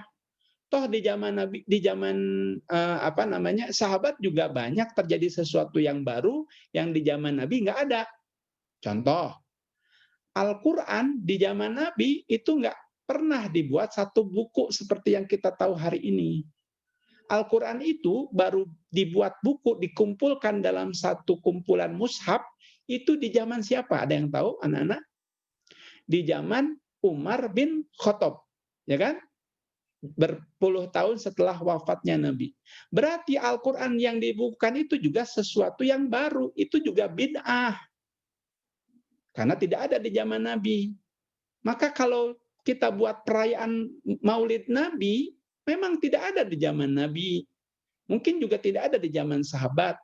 Namun ketika itu dibutuhkan untuk kemudian mengenalkan Nabi, menyemangatkan ibadah umat akan Rasul, kepada Allah, maka itu boleh-boleh saja. Sebagaimana dulu kitab Quran juga dibuat satu buku tanpa sepengetahuan Nabi. Itu. Sholat taraweh. Sholat taraweh yang dilakukan Nabi itu dalam hadis hanya 11 rakaat dengan witir. Tapi Nabi pun melakukannya hanya 3 malam. Di malam keempat Nabi nggak sholat berjamaah lagi karena khawatir taraweh itu nanti diwajibkan kepada umatnya. Jadi sholat taraweh lebih dari 11 kali, bahkan dilakukan setiap malam, itu tidak ada di zaman Nabi. Adanya di zaman siapa? Adanya di zaman Umar. Berarti itu juga bid'ah, tapi bid'ah yang bagus. Kenapa? Kalau sholat taraweh tidak diatur seperti itu, tidak diberjamaahkan tiap malam, bisa-bisa nanti umat masing-masing sholatnya, ada yang baru mulai, ada yang sudah selesai, repot pengaturannya. Ini juga bid'ah, tapi bid'ah yang dibolehkan. Ada lagi bid'ah yang dibolehkan apa lagi? Tuh, kalau yang laki-laki sholat Jumat ada yang khutbahnya, azannya 2 kali, ada yang azannya sekali. Itu juga tidak ada di zaman Nabi. Nabi hanya sekali saja. Lalu kenapa 2 kali? Itu terjadi di zaman sahabat. Kenapa harus 2 kali?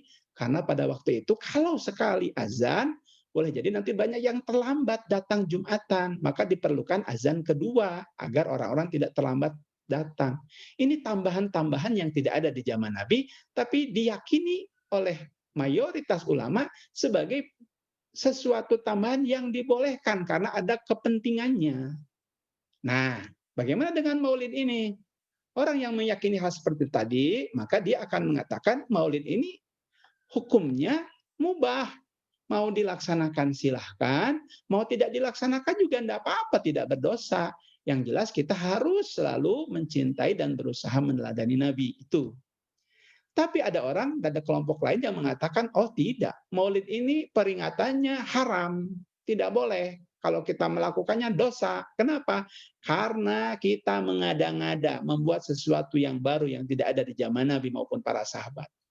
Alasannya kenapa lagi? Karena Nabi sendiri mengatakan, kullu bid'atin dhalalah wa kullu dhalalatin finnar. Setiap bid'ah, setiap yang tambahan-tambahan itu adalah sesat, dan setiap kesesatan pasti masuk neraka. Itu dalil mereka. Jadi bagaimana kita memilihnya, Pak? Kita memilihnya pakai hati nurani. Nah, silahkan. Hati nurani dan juga pemahaman kita masing-masing. Mana yang kalian yakini dalam hatimu, mana yang kalian pahami sesuai akalmu hari ini. Karena setiap orang bisa berubah dengan perjalanan waktu. Ya, setiap orang bisa berubah dengan bertambahnya ilmu dan pengalaman hidupnya. Dan yang jelas kita harus saling toleransi. Jangan kemudian menyalah-nyalahkan, apalagi kemudian membenci orang yang tidak sependapat dengan kita. Mau maulidan mau tidak, mau tahlilan mau tidak, mau kunutan mau tidak, selama dia muslim, Allah Tuhannya, Quran kitabnya, Muhammad nabinya, maka dia adalah saudara kita. Ya, masalah kita sudah banyak, jangan sampai kita tambahi masalah ini dengan konfrontasi di antara sesama umat. Begitu, Lia dan juga Gusti. Baik Pak, untuk pertanyaan terakhir dari Kak Siti Nurjayana, kelas 12 Paradai, mohon izin bertanya Ustadz, bagaimana cara kita untuk istiqomah dalam bersabar, sebagaimana dengan sunnah Rasulullah dan kesehariannya? Terima kasih, bisa dijawab. Baik, terima kasih Siti Nurjanah ya. Bagaimana cara kita untuk istiqomah dalam bersabar sebagaimana dengan sunnah Rasulullah dalam kesehariannya. Bagus. Jadi sabar. Sabar itu kunci bahagia selain syukur. Dua kunci bahagia hidup kita, sabar dan syukur. Ya. Sabar itu hadiahnya adalah bahagia hidup, kemudian juga insya Allah surga. Lalu bagaimana sabar yang diajarkan Nabi? Sabar yang diajarkan Nabi adalah satu, ketika kita mendapatkan ujian, musibah, maka tahan mulut untuk tidak berkata-kata yang tidak baik. Ketika, nauzubillah, orang tua kita meninggal, tahan mulut kita untuk kemudian menyalah-nyalahkan, untuk kemudian terlalu berkeluh kesah, tapi bimbing mulut kita untuk mengatakan apa yang dianjurkan agama ini ketika dapat musibah. Apa itu? Inna lillahi wa inna ilaihi raji'un. Lalu apa? Tahan mulut saat kita mendapatkan ujian. Tahan juga hati dan pikiran kita untuk kemudian menyalah-nyalahkan keadaan. Ya Allah, kenapa saya kok gagal dapat nilai bagus, teman saya yang lebih bodoh kok dapat nilai yang bagus? Di hati kita ungkapkan gitu, jangan. Itu bukti kita tidak sabar. Karena sabar itu kita menahan itu semuanya. Termasuk berusaha untuk husnuzon, berpikiran positif. Apapun yang Allah berikan itulah yang terbaik buat kita. Nih kayak sekarang nih, Bapak Ibu dan anak-anakku sekalian, kita lagi diuji dengan pandemi COVID. Ya, kata Nabi, siapa di antara umatku, hadis sahih ya, siapa di antara umatku yang terkena wabah, lalu dia, satu, bersabar, dua, husnuzon kepada Allah, berprasangka baik kepada Allah, tiga, tetap berada di rumah dalam artian menjaga jarak, ya, tiga nih kata Nabi, sabar, husnuzon, jaga jarak, ya, falahu, maka baginya pahala seperti pahala orang yang berjihad fisabilillah, maka baginya musibah itu berubah menjadi anugerah. Cari nanti hadisnya di Google banyak tuh. Ya, siapa di antara umatku yang terkena musibah, dia sabar, husnuzon, berprasangka baik kepada Allah, tetap menjaga jarak, berada di rumah, maka baginya pahala seperti orang berjihad fisabilillah, dan baginya musibah itu akan berubah menjadi anugerah. Nih, jadi sesulit apapun kondisi kita, tolong jangan terlalu mengeluh, apalagi ngeluh kepada teman-teman, tetap pada sesama kita. Kalau mau ngeluh itu, ngeluhlah sama Allah dalam tahajud kita, dalam doa-doa kita. Sebab ngeluh ke manusia, walaupun mungkin sedikit mengurangi stres, itu belum tentu menjadi solusi, bahkan jadi masalah. Coba, anak-anakku, kalau dapat teman, tiap datang ngeluh terus, punya masalah terus, apa kira-kira respon kamu? Pandanganmu, penilaianmu terhadap dia? Ini orang kok bermasalah terus, nggak ada bahagia-bahagia hidupnya. Ya, jadi nggak jadi solusi. Jadi itu, berusaha menahan diri, tidak marah, tidak banyak mengeluh, gitu ya. Yang kedua, sabar, caranya sabar ala Nabi itu, kuatkan doa dan ibadah kita kepada Allah saat kita diuji. Jadi justru kalau lagi banyak masalah harus makin dekat. Jangan sampai kita punya masalah makin jauh dari Allah, malah tambah banyak masalah kita. Ya, dapat nilai jelek, dimarahin guru, diputusin pacar, apalagi hutang nggak bayar-bayar, ya, nyalon OSIS nggak kepilih misalkan, ya, apalagi, ya, masalah kalian, ya. Sabar. Caranya bagaimana? Tahan diri untuk jangan marah, jangan terlalu berkeluh kesah, lalu tingkatkan doa dan ibadah kita. Lalu apalagi? Pancing pertolongan Allah agar kita dapat balasan dari kesabaran kita dengan sedekah. Jadi kalau lagi punya banyak masalah, tahajudnya kemudian juga duhanya. Yang ketiga ini sedekah kita. Gak usah banyak-banyak. Setiap datang ke musola sekolah, bawa 2.000, masukin ke kotak amalnya. Jadikan kebiasaan kita tiap hari. Lihat, buktikan. Apa yang nanti Allah balas akan kebiasaan sedekah kita. Itu cara memancing pertolongan Allah. Itu ya, Lia. Mudah-mudahan bermanfaat. Ya, baik. Terima kasih. Itu pertanyaan terakhir dari teman-teman. Untuk pertanyaan yang baru menyusul di belakang akan kami alihkan ke WhatsApp. Kami akan kirim jawabannya kepada Nanda Ahmad Muhajir. Baik. Nggak apa-apa, Lia.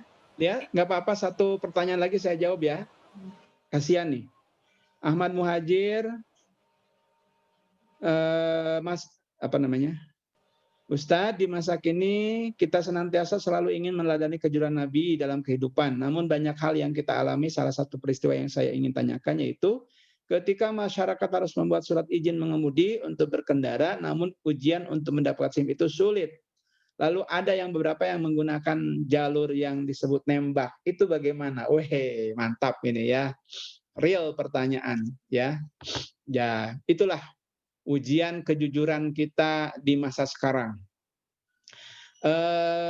Nabi mengatakan bahwa orang yang jujur itu ibarat orang yang keluar di malam hari dari rumahnya menuju sebuah tempat dalam keadaan gelap gulita. Dia hanya membawa obor yang berbahankan minyak tanah. Orang keluar malam menuju suatu tempat, gak ada lampu, yang ada di tangannya itu obor panas. Kalau obor ini dia buang, dia gak bakal sampai tempat tujuan. Tapi kalau dia ingin sampai, harus siap-siap tangannya terbakar gara-gara panasnya obor itu. Ya, ini pengibaratan kondisi kita hari ini. Kalau jujur-jujuran Ustadz, gak bakal lulus tuh di kepolisian saat kita nyuruh SIM. Sebab apa? Sebab ujiannya susah dan sepertinya memang di skenario untuk tidak lulus.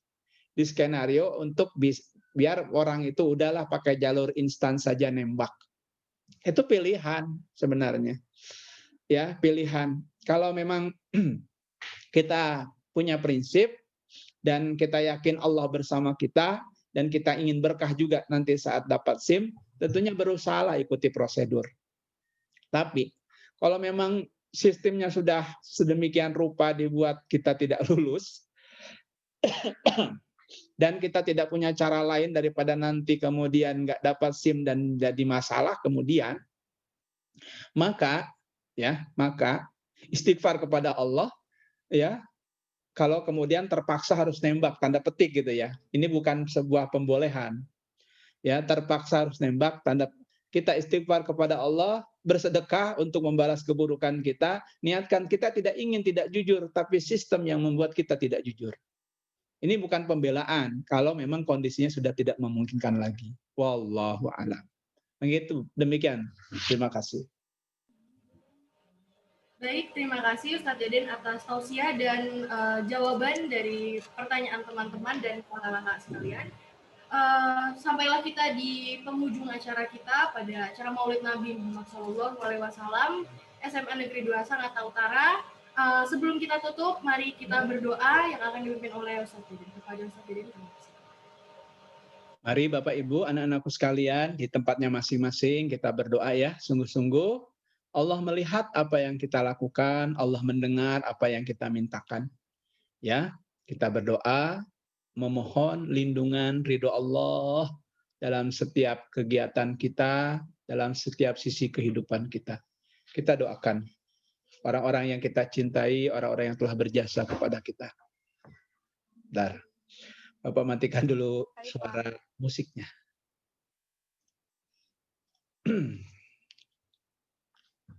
Ya, mohon untuk tangannya ditengadahkan ya, bukti kesungguhan kita meminta kepada Allah Subhanahu wa taala. Bismillahirrahmanirrahim. Allahumma shalli ala sayidina Muhammad wa sallim wa radhiyallahu ta'ala an kulli sahabati Rasulillahi ajmain. Amin ya Allah ya rabbal alamin. Allahumma ighfir lil muslimin wal muslimat wal mu'minin wal mu'minat al ahya'i minhum wal amwat. Allahumma ighfir lana wa liwalidina warhamhum kama rabbawna shighara. Rabbana hab lana min azwajina wa dzurriyyatina qurrata a'yun waj'alna lil muttaqina imama. Rabbana inna nas'aluka ridhaka wal jannah wa na'udzubika min sakhatika wan nar. Rabbana innaka 'afuwun karim tuhibbul 'afwa fa'fu 'anna ya rabbal alamin. Allahumma adfa' 'anna al-bala wal waba wal fahsya wal mihan ma dhahara minha wa ma batan min biladina hadha khassah wa min buldanil muslimina 'ammah. Allahumma inna nas'aluka husnal khatimah wa na'udzubika min su'il khatimah. Allahumma inna nas'aluka ridhaka wal jannah. Allahumma inna na'udzubika min ilmin la yanfa' wa min qalbin la yakhsha wa min nafsin la tasba' wa min du'ain la yusma'. Rabbana ya Allah ya Tuhan kami yang Maha Pengasih lagi Maha Penyayang, ampuni segala dosa dan kesalahan kami, dosa dan kesalahan kedua orang tua kami, dosa dan kesalahan guru-guru kami. Sayangilah kami semua ya Allah, sebagaimana Engkau menyayangi orang-orang yang saleh sebelum kami. Ya Allah, mudahkan segala urusan kami, jauhkan kami dari segala mara bahaya ya Allah. Hilangkan dari kami ya Allah wabah penyakit ini ya Allah. Gantikan segalanya dengan kebaikan ya Allah. Ya Allah ya Rahman, panjangkan umur kami, baguskan akhlak dan amal kami, tingkatkan ibadah dan takwa kami, ampuni segala dosa dan kesalahan kami. Rabbana zalamna anfusana wa illam taghfir lana wa tarhamna lanakunanna minal khasyirin. Ya Allah, jadikan kami semua hamba-hambamu, pecinta Muhammad Nabi-Mu ya Allah. Jadikan kami semua umatnya ya Allah. Mampukan kami melaksanakan ajaran dan sunnah-sunnahnya ya Allah. Jauhkan kami ya Allah dari segala dosa dan kesalahan. Jadikan kami hamba-Mu ya Allah yang menjadikan Engkau Tuhan kami satu-satunya tempat kami berlindung dan memohon ampun serta pertolongan. Rabbana, jadikan ya Allah sekolah kami ini sekolah yang penuh keberkahan. Mudahkan segala urusan guru-guru kami ya Allah. Jadikan ya Allah segala aktivitas kami, ibadah kami ya Allah. Dan juga amal ibadah, amal jariah buat orang-orang tua kami, orang-orang yang telah berjasa kepada kami. Jangan jadikan kami ya Allah anak-anak yang durhaka. Jangan jadikan kami ya Allah hamba-Mu yang Engkau laknati. Rabbana zalamna, Rabbana atina min ladunka rahmah wa hayyi' lana min amrina rasyada. Rabbana atina fid dunya hasanah wa fil akhirati hasanah wa qina adzabannar. Walhamdulillahi rabbil alamin. Rabbal alamin. Demikianlah Bapak Ibu guru beserta teman-teman, kakak-kakak dan adik-adik sekalian. Dengan berakhirnya sesi tanya jawab dan doa penutup pada hari ini, acara Maulid Nabi SMA Negeri 2 Sangatta Utara, kami mengucapkan terima kasih kepada seluruh pihak yang telah bersedia membantu pelaksanaan kegiatan Maulid Nabi ini sehingga berlangsung dengan tertib dan lancar hingga akhir acara. Kami mohon maaf apabila ada kekurangan selama persiapan maupun saat acara ini berlangsung. Semoga kegiatan ini membawa manfaat bagi kita semua dan semoga kita bisa bertemu lagi dalam keadaan sehat walafiat tanpa kekurangan suatu apapun.